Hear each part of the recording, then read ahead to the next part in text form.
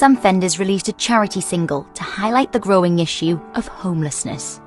I've had friends, even close family members, who've actually been homeless themselves, and it's close to my heart, and I know kind of how easy it is. A few things can go awry in your life and you can end up on the street and you can end up without. So for me it meant a lot, and obviously with this lockdown and with everything that's gone on this year, it's going to be a lot worse for homeless people out there.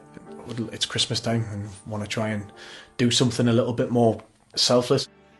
Winter Song is a Lindisfarne cover. Written more than 50 years ago, Alan Hall's lyrics still strike a chord.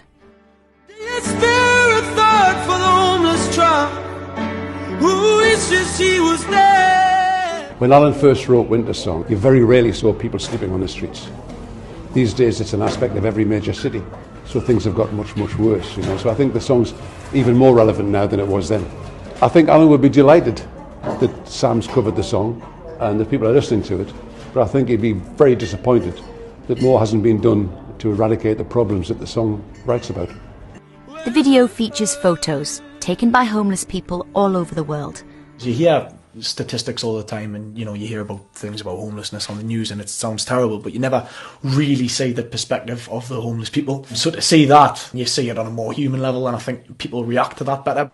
North East Homeless has seen a surge in demand for help.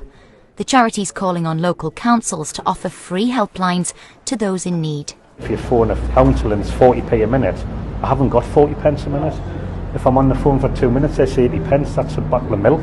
It's like, that's how desperate people are. And I just don't know how people can ask for help when it's costing them to ask for help. It's just ridiculous. The councils we approached said they offer to call back anyone who's unable to pay for the service. It's hoped Winter Song will raise much needed funds to help those whose festive period will be far less merry and bright. Emily Reader, ITV News in North Shields.